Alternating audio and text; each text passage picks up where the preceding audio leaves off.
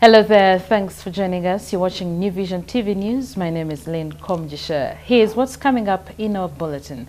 In news around Uganda, 3 family members have been shot dead and a blind teacher has scooped a Commonwealth scholarship.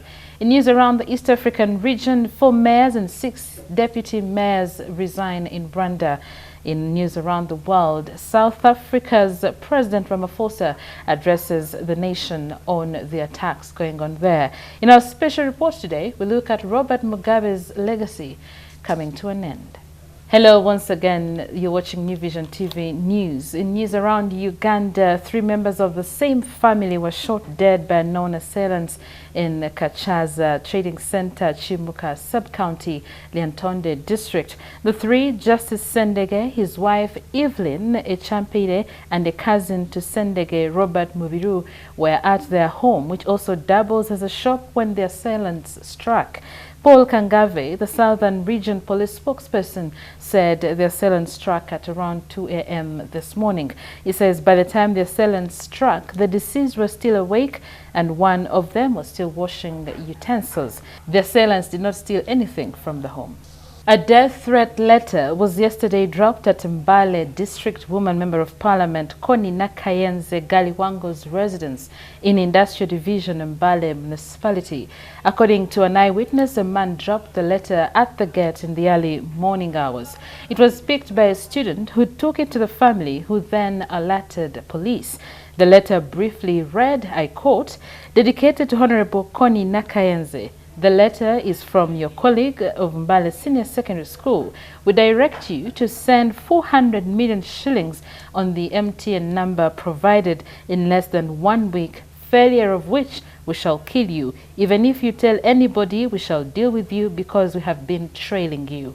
The Elgon Region Police spokesperson Robert Tukey has confirmed that they received the letter.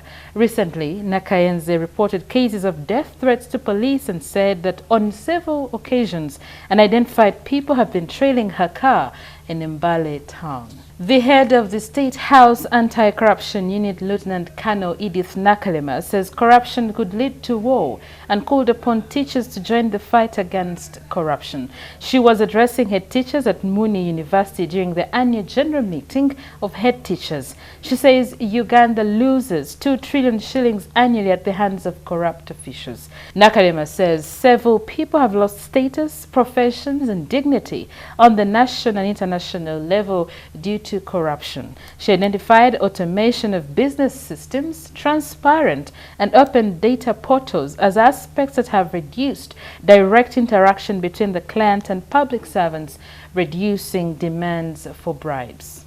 Born blind, Simon Peter Olaki has had to leap over several hurdles right from his childhood. Today, 4 decades on, his steely resilience and positive approach to life is paying off in many ways than one. The 43-year-old deputy head teacher of Soroti Senior Secondary School has shown that he has a clear vision after securing a Commonwealth scholarship to study in the United Kingdom. When he applied for the Commonwealth scholarship, Olaki was optimistic despite it being a very competitive grant. He competed with able-bodied people and eventually emerged a successful applicant. He flew out of the country looking sharp in a dark suit Sunday aboard Emirates Airways. He is going to pursue a master's in educational leadership at Manchester University.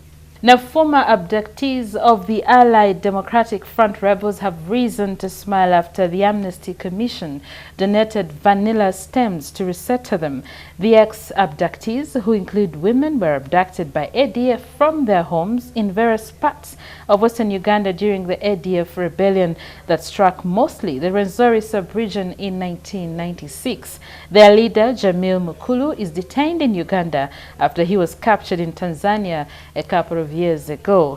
Now, former abductees have been given the seedlings to start vanilla growing so that they have an income to develop themselves, according to the Amnesty International Western Region Chief Mobilizer Ronald Sekatawa Tulyamureba.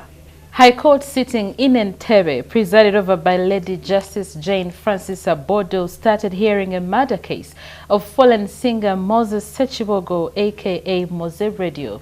The hearing session that started in the morning at Entebbe Court saw 5 witnesses take oath to support the prosecution of Godfrey Wamala, aka Troy, who is the main suspect in this murder case. According to forensics experts Sam Karunji and Moses Biaruhanga, the singer died as a result of brain injury following head trauma.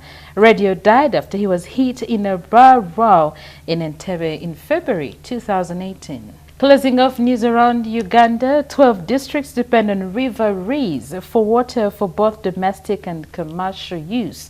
However, the river is on the verge of drying up due to degradation. New Vision TV calls upon you to join the campaign to save this river.